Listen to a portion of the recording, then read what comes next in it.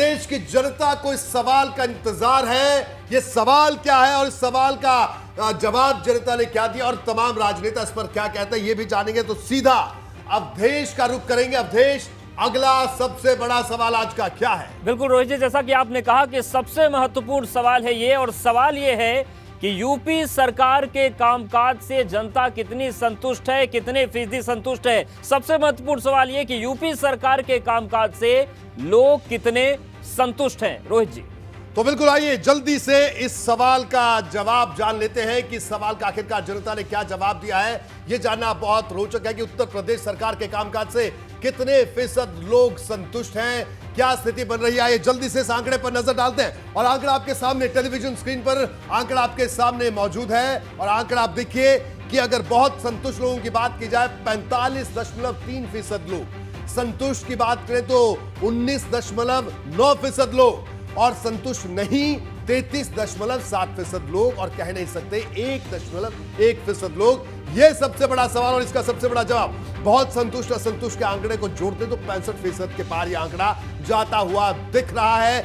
यह उत्तर प्रदेश के सरकार के कामकाज से जुड़ा हमारा आज का सवाल था और इस सवाल पर जो सर्वे की फाइंडिंग है वो आपके सामने है। और इससे जुड़ी बड़ी खबर के लिए प्राची का रुख करेंगे। प्राची, बिल्कुल, देखिए इस सर्वे से जुड़ी हुई जो बड़ी खबर है वो हम बता दें, क्योंकि ये वो सवाल था जिस पर प्रदेश की नजरें टिकी हुई थी कि आखिर योगी सरकार के कामकाज से कितना खुश है यहाँ की जनता। और जो आंकड़े निकलकर सामने आए हैं उसके मुताबिक जनता कामकाज से खुश नजर आ रही है।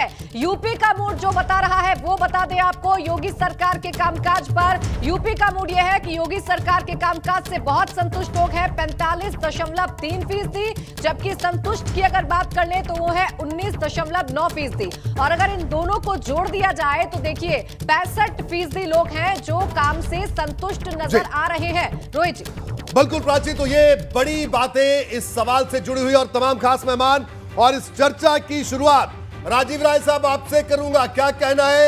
सर्वे की जो फाइंडिंग थी वो आपके सामने है कि हमने बताया कि जो बहुत संतुष्ट हैं 45.3% और संतुष्ट नहीं है 33.7% लोग। क्या कहना है सर आपका? रोहित जी, जो आप कह रहे हैं उस पर तो कुछ नहीं बोलूंगा जी, लेकिन जिसके आधार पर आप कह रहे हैं आपने कुछ आंकड़े भूल गए, शायद उन लोगों ने आंकड़े बताए नहीं आपको। उन आंकड़ों को भी देना चाहता हूं क्योंकि देश की जनता के सामने, प्रदेश की जनता के सामने सच आना चाहिए जी। जिस सी वोटर की बात कर रहे हैं उनके आंकड़े में आपको दे रहा हूं जी। हरियाणा में 90 में से 83, महाराष्ट्र में 144 अकेले भारतीय जनता पार्टी का, पंजाब में 100 सीटें, वेस्ट बंगाल में बीजेपी की जीत, बिहार में क्लीन स्वीप। ऐसे फर्जी आंकड़े करने वालों की बात, ये रिकॉर्ड पर है, फैक्ट पर है रोहित जी। मैं कोई राजनीतिक आरोप नहीं लगा रहा हूँ, ये फैक्ट है, रिकॉर्ड है, आपकी लाइब्रेरी में होगा, आपके पास भी होगा। और आपको एक और उदाहरण दूं, मुझे नहीं पता आप सी वोटर के देशमुख के साथ कब से काम कर रहे हैं, लेकिन मेरा पहला अनुभव 2011 और 12 का है।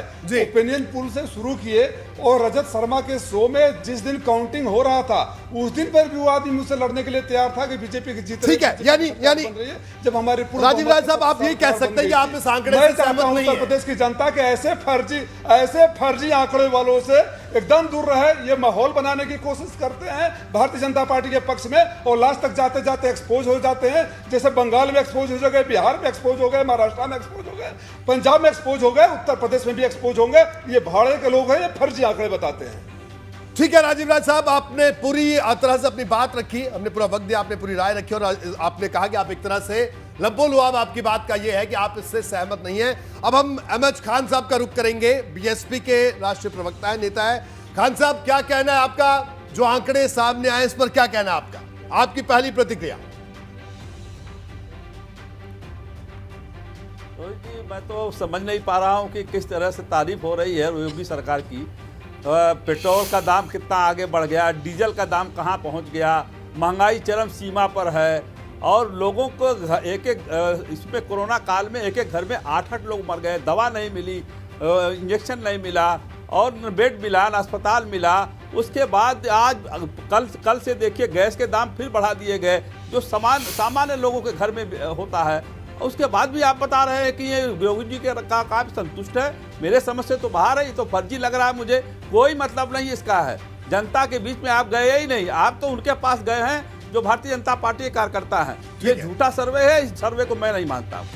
ठीक है, बिल्कुल। देखिए, सहमत असहमत होना बिल्कुल आप पर निर्भर करता है, इसलिए आप जिसको चाहे बना लीजिए, आप जिसको चाहे बना लीजिए, लेकिन 2022 में बहुजन समाज पार्टी की सरकार बनेगी।